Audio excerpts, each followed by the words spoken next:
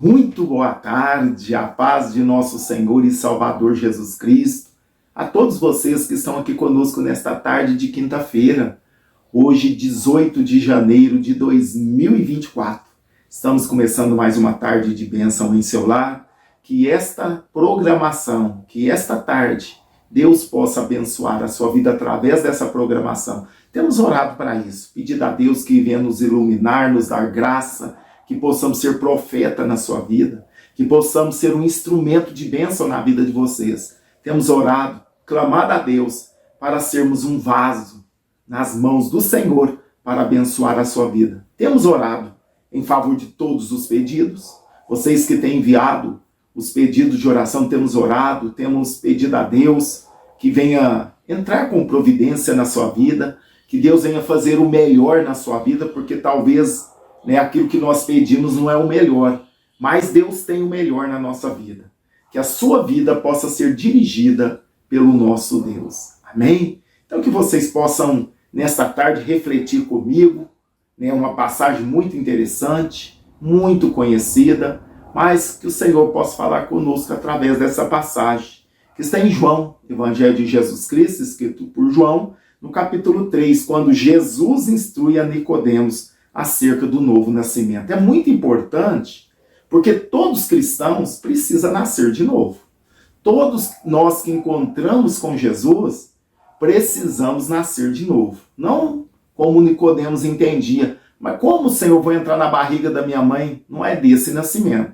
É um nascimento do alto, um nascimento espiritual. É morrer a velha criatura, de pecado, de servidão, para o mundo. Nós servimos para servir ao mundo, fazer tudo que o mundo ditava, mas agora somos uma nova criatura em Cristo Jesus. Então, quando esse Nicodemos, que era um mestre, que era um dos mais entendidos da palavra de Deus na época, ele foi ter com Jesus. Não sei se é por curiosidade ou Deus tinha um propósito nisso. Eu acredito mais que Deus tinha um propósito, porque esse diálogo, se Nicodemos não fosse ter com Jesus, não teríamos esse diálogo tão lindo, tão maravilhoso. Para mim, o verso 16 do capítulo 3 é o versículo-chave da Bíblia. Da Bíblia. Porque quando Jesus diz para Nicodemos, porque Deus amou o mundo de tal maneira que deu o seu Filho unigênito, para que todo aquele que nele crê não pereça, mas tenha a vida eterna. É o versículo-chave da Bíblia. Mostrando que Deus, porque Deus amou o mundo de tal maneira, e quando ama, tem reação. Porque muitas das vezes nós somos até hipócritas. É verdade, muitas das vezes somos até hipócritas, falando que amamos, mas não fazemos nada. Não é verdade? Muitas das vezes nós falamos que amamos e não estende a mão, não faz nada. Mas quando o amor verdadeiro está por trás da palavra, como estava aqui atrás da palavra de Deus, porque Deus amou o mundo de tal maneira que Ele deu. Ele não vendeu, não emprestou, Ele deu seu Filho unigênito. Olha só que coisa linda, para que todo aquele que nele crê não pereça, mas tenha a vida eterna. Aqui, irmão, se nós não atentarmos para essa tão grande salvação, não tem outro recurso, não tem outro método, não tem outro meio. Só vamos estar diante de Deus, só vamos alcançar a vida eterna através da nossa fé em quem? Em Jesus. Não tem outro intermediário. Não existe outro mediador entre Deus e o homem. Só Jesus. Ele é o nosso mediador, nosso advogado, nosso intercessor. Ele é o nosso irmão mais velho. É Ele que intercede por nós. Amém? Mas antes de Jesus falar esse versículo, essa palavra para Nicodemos, é interessante que Jesus fala do novo nascimento. Então, a pessoa que vai a Cristo, a pessoa que tem Cristo como Salvador, ele entrega a vida ao Senhor, a pessoa tem de ter uma mudança, tem de ter uma conversão. A vida da pessoa muda. Ela morre, aquela pessoa que vivia na prática do pecado, do engano, da mentira, servindo aos demônios, servindo aos deuses. Agora ele é um cristão, ele é um servo de Cristo. Agora ele nasceu de novo. É uma nova vida com Cristo. Olha que coisa interessante. Por isso que o mundo muitas das vezes não entende. Por que aquele cara era tão bandido, era safado, era isso, matava, roubava, prostituía, destruía família, era terrível. Agora diz que é crente. Agora diz que Deus perdoou. Não é que diz, a Bíblia nos mostra. A Bíblia que nos mostra. Por isso, irmão, muitas das vezes, as pessoas que não conhecem a Bíblia, não conhecem a Deus, elas julgam. Nossa, lá, fez tudo quanto é errado. Agora vai para a igreja e fala que é crente e fala que não tem pecado. Quer dizer que Deus perdoa os pecados. É bíblico. É bíblico. Deus perdoa sim. Qualquer pecador, o mais terrível pecador, o assassino, o estrupador, o mentiroso, o enganador, o idólatra, aquele que praticava tudo quanto é tipo de mal, se ele arrepender e aceitar Cristo como Salvador, Deus lança o pecado dele no mar do esquecimento. É perdoado, irmãos. Precisamos entender o amor de Deus, porque Deus amou o mundo de tal maneira que enviou seu próprio Filho, para quem nele crê, não pereça, mas tenha vida eterna.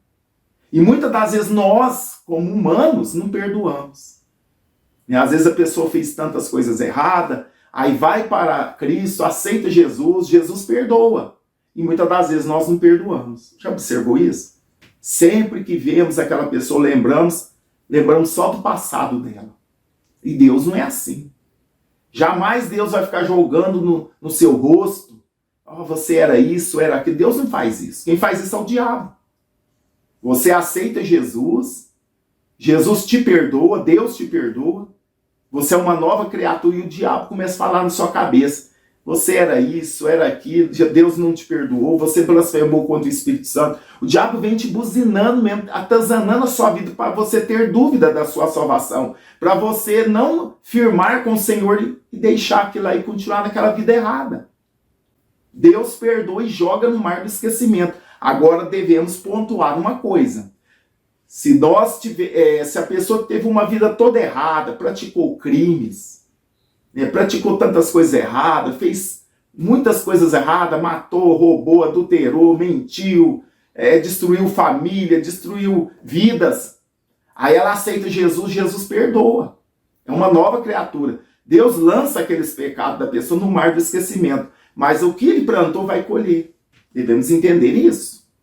A lei da semeadura continua do mesmo jeito. Se ele fez lá no passado, cometeu crimes, e mesmo agora, ele convertido, ele pode ser preso. E vai ter que pagar aquilo que ele plantou. Isso é normal. Não é porque ele aceitou Cristo, agora ele não vai ser preso. Vai, se ele plantou isso, ele vai colher as consequências. Lógico, Deus é bom, é misericordioso, ele pode, se ele estava condenado a 30 anos, Deus pode trabalhar ele ficar só 5, 6, 10 anos ali e sair, Deus pode fazer isso. Mas aquilo que ele plantou, ele vai colher. Né? Então nós devemos entender que se Nicodemos, que era do que eu falei para vocês, era o mais alto grau de religiosidade da época, era um fariseu, o próprio Jesus falou para ele, você sendo mestre em Israel, não sabe isso? Jesus chamou, ele reconheceu que ele era mestre, ensinador. Né? E ele foi ter com Jesus, e ali Jesus deu um ensino para ele, que para ele era novidade. Porque os fariseus, eles achavam, eles se justificavam na lei e pelas obras que eles faziam. Eles achavam que estava perfeito, não precisava da graça de Deus. Eram religiosíssimos. Guardavam a lei, mas não sei quantos preceitos. Mas eles precisavam da graça de Deus. Muitos não aceitavam. Não aceitaram. É a mesma coisa quando nós nos achamos pessoas boas. Não, eu sou bom, eu não mato, eu não roubo, eu não prostituo, eu não dou prejuízo para ninguém, eu tenho minha vidinha, tranquila aqui, não faço mal para ninguém, eu não preciso de Jesus, eu não preciso de um Salvador. Essa pessoa está enganada. Obras não salvam ninguém. Ao contrário, o salvo, as obras seguem os salvos. Entendeu? Nós devemos entender isso. Todos nós precisamos passar pelo crivo do Salvador, que é Jesus. Todos nós. Ninguém vai ao Pai senão por Jesus. Então, por mais que nós tenhamos uma vida, isso não é como se diz, não é vantagem, não é obrigação. Acho que todos nós, como seres humanos, deveríamos ser bons, zelosos pelos bens, ser justos. Isso não é elogio nenhum. A pessoa deve viver. Ser bom para as pessoas, ser amável, né? Ajudar o próximo, não é verdade? Ajudar os necessitados, ter um coração bondoso, tudo isso deve fazer parte da vida de todo ser humano. Mas o pecado vem, né, e tira essa bondade do coração do homem e faz ele ser perverso. Leva ele para o lado mal. São poucos que vão para o lado bom. Mas mesmo que essa pessoa está no lado bom, faz tudo certinho, eu sou um religioso, eu frequento a igreja dos meus pais, eu vou no domingo, eu sou uma pessoa caridosa, eu ajudo. Se você não arrepender dos pecados e não aceitar Jesus, não estou falando aceitar placa de igreja, não, aceitar Jesus como seu Salvador, você não vai conseguir alcançar a vida eterna, porque somente por Jesus conseguimos a vida eterna. Eu me lembro, o Senhor está nos levando a falar isso, aqui em Lucas, quando no capítulo 18, quando Jesus conta uma parábola, no capítulo 18, aqui olha só o que acontece aqui nessa passagem. É muito interessante, né? Lucas 18, no versículo 9. Aqui nós estamos falando que as pessoas que se auto-justificam. Aqui um fariseu, o mesminho do Nicodemos, um cidadão que obedecia às leis, que vivia como o próprio Nicodemos que foi ter com Jesus. Olha só, ele diz também uma parábola a uns que confiavam em si mesmos, crendo que eram justos, e desprezavam os outros. 2 homens subiram ao templo a orar. Um fariseu, que eu estou falando para vocês que é o mesmo de Nicodemos, esse cidadão Nicodemos que foi ter com Jesus, e o outro, um publicano, um cobrador de imposto. O fariseu, estando em pé, orava consigo desta maneira: ó Deus, graças te dou, porque não sou como os demais homens, roubadores. Eu não sou roubador, não sou injusto, não sou adúltero, nem ainda como esse cobrador de imposto, nem como esse publicano. Jejum 2 vezes por semana e dou dízimo de tudo quanto possuo. O publicano, porém, estando em pé, de longe, nem ainda queria levantar os olhos ao céu, mas batia no peito, dizendo: ó Deus, tem misericórdia de mim, porque sou pecador. Olha só o que aconteceu.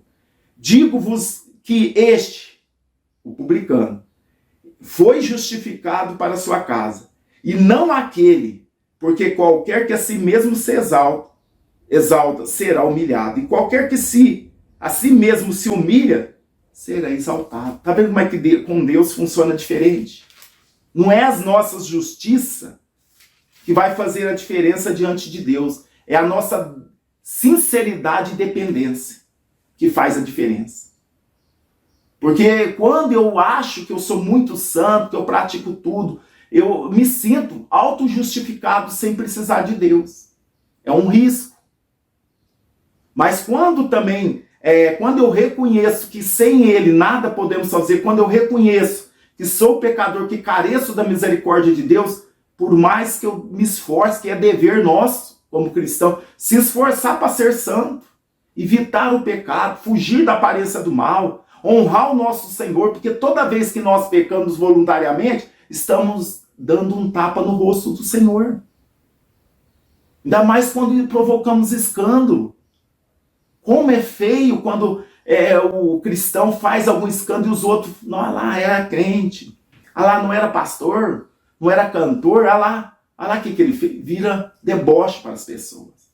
E se escandaliza a comunidade, né? A comunidade cristã, e se escandaliza os filhos de Deus, que são Ló, e o mundo não entende, o mundo quer, chegou o porrete, eles pensam que todos são iguais.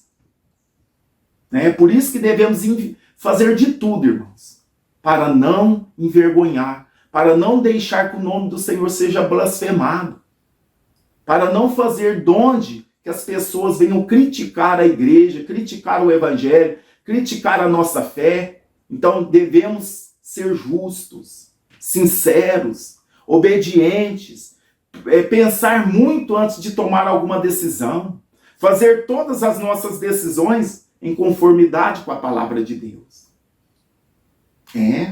Então nós estamos falando que esse fariseu, doutor da lei, ele era mestre em Israel, foi ter com Jesus. Ele se achava justo. Aí Jesus de cara falou para ele, você precisa nascer de novo. Aí ele assustou, mas como que eu vou nascer sendo velho? Aí Jesus falou que tem que ser nascido da água e do Espírito, nascido dos céus, transformado pela palavra. Por mais que ele fosse religioso, ele precisava de nascer de novo. Ele precisava, por mais que nós sejamos religiosos, precisamos ter uma nova vida com Cristo. Viver um novo com Cristo. Na dependência dele, sobre o cuidado dele, acreditando no sacrifício de Cristo, que é suficiente para nos salvar. Não é as minhas obras. Os fariseus, eles confiavam nas obras. Você não viu aquele texto que nós lemos agora há pouco, lá em Lucas 18? Que eu jejum, eu dou dízimo de tudo, eu não sou adúltero. Isso tudo é bom, tem que ser mesmo, deve ser justo, deve ser fazer o certo mesmo, é o normal. Mas eu não posso confiar naquilo que eu faço para a minha salvação. Jamais as minhas obras vai comprar a minha salvação. Jamais. É crer em Cristo. É ser uma nova criatura. É acreditar que o sacrifício de Cristo é suficiente para a minha salvação. Quando eu faço isso, eu vivo uma vida na dependência do Senhor. Eu vivo uma vida de intimidade com Ele. Eu obedeço Ele, eu nego a mim mesmo, porque eu sei que Ele me comprou com o seu precioso sangue. E sabendo disso, eu vou ter obras boas, eu vou fazer o bem, porque Ele fez o bem. E o meu espelho é Jesus. A quem devo me espelhar é em Jesus. Ele andou fazendo bem, andou libertando, curando e anunciando o Evangelho. Aonde ele chegava, o ambiente mudava. E o Espírito Santo está conosco. Ele está conosco até a consumação do século. Ele nos prometeu estar conosco. Ele prometeu também que teríamos aflições. Ele falou isso. Mas ele prometeu estar conosco. Teremos aflições, sim. Mas também ele está conosco.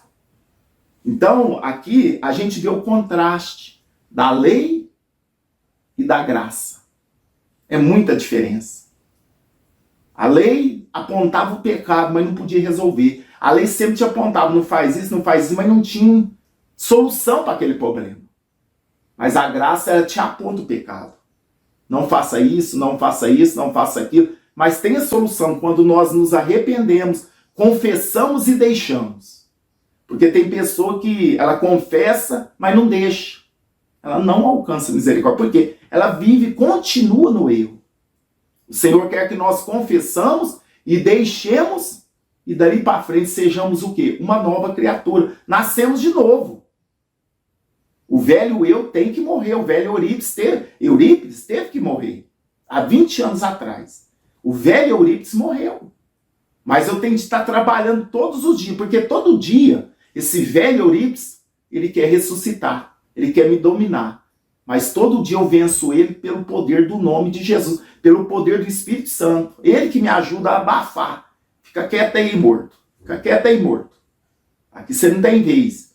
E é aquele negócio que eu já falei aqui, aquilo que nós alimentamos, ou a velha natureza, ou o novo homem, é o que vence. Né? Nós vamos vencer conforme nós alimentamos a nossa nova vida. Se começarmos a alimentar o velho eu, ele vai vencer o novo. É uma guerra interior até a vinda de Cristo. Tá bom? Pensa que só você que passa por guerra interior. Todos passamos. Mas se você alimentar o seu novo homem, você vence o velho. Agora, se você alimentar o velho homem, ele vence o novo. Aí você vai ser dominado pelo pecado novamente. Por isso que nós, para termos uma vida de vencedor, uma nova vida vencedora, precisamos buscar as coisas de cima.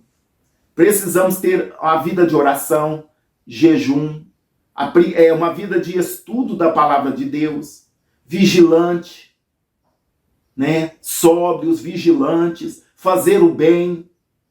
Não dá tempo para o velho homem entrar na sua vida e dominar. Por que muitas vezes as pessoas começam bem, tem até cargo na igreja, de repente você vê a pessoa desviou, está bebendo, está usando droga, está matando, está pior do que antes. Por quê?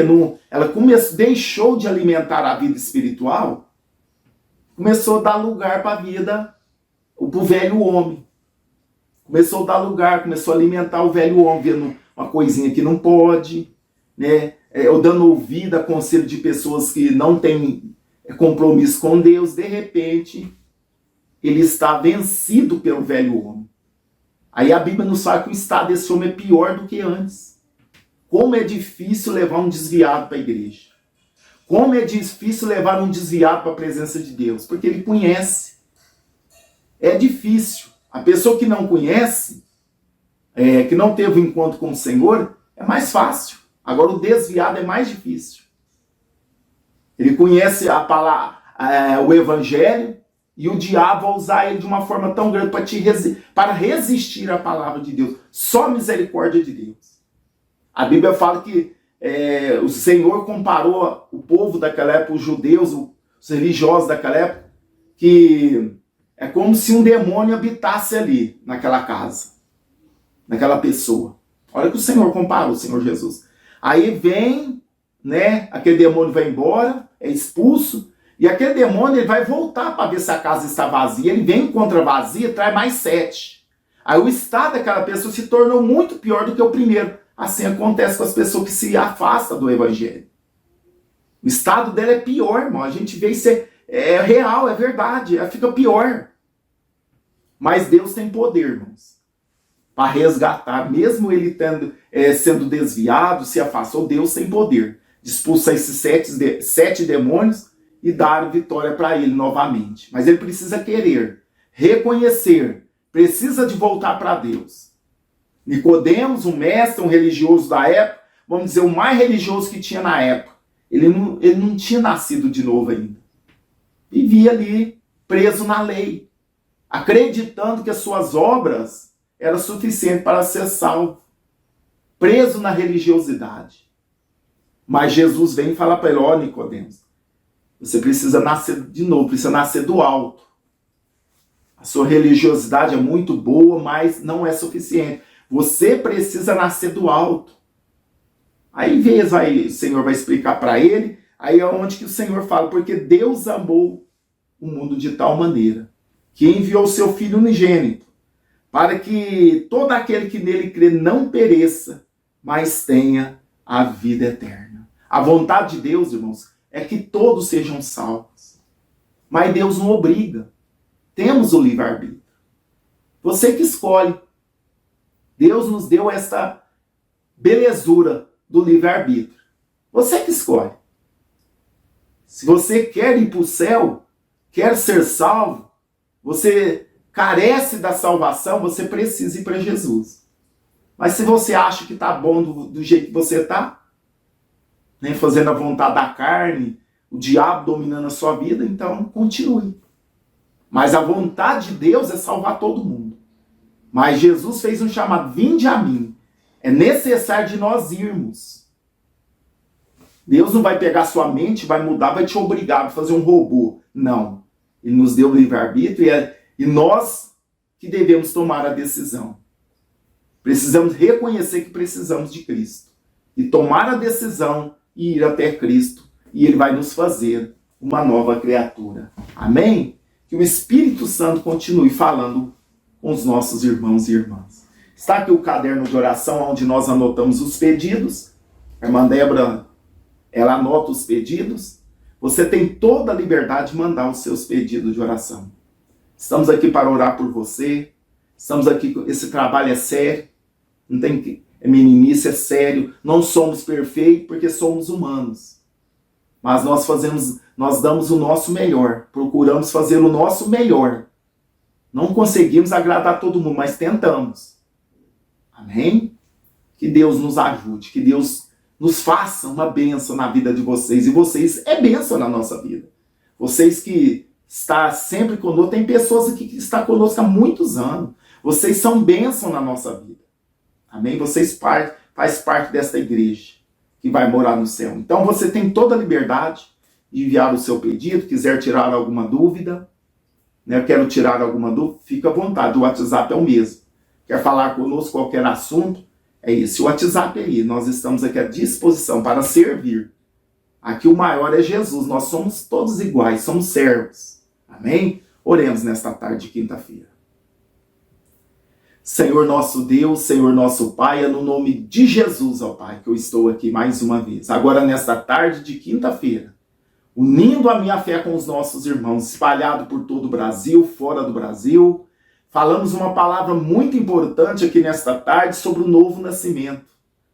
A nova criatura que somos em Cristo Jesus. Pai, nos ajuda. Ajuda o teu povo. Ajuda essas pessoas que nos assistiram a ser uma nova criatura, a nascer de novo em Cristo Jesus. Senhor, vemos aqui nessa passagem que Nicodemos, que era um mestre, que era um fariseu, um religioso, ele cumpria a lei em muitas mais regras, mas ele precisava de nascer de novo.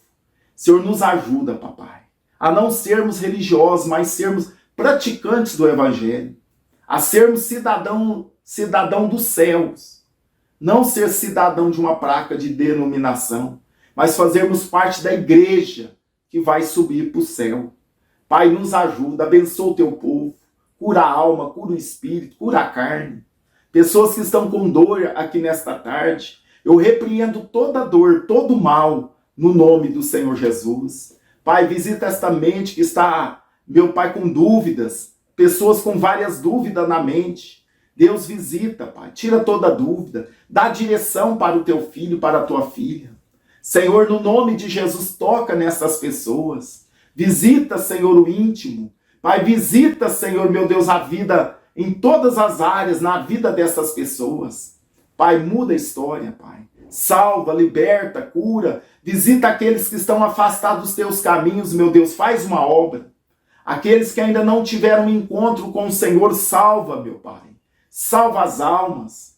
Ah, Senhor, quebra todo jugo, Pai. Despedaça todas as correntes que tem prendido essas almas. Meu Pai, todas as almas cativas, que possa ser liberta nesta tarde pelo nome de Jesus de Nazaré. Pai, visita as famílias, visita os lares, visita cada pedido de oração que chegou até nós, que está anotado aqui neste caderno. Pai, visita cada pedido.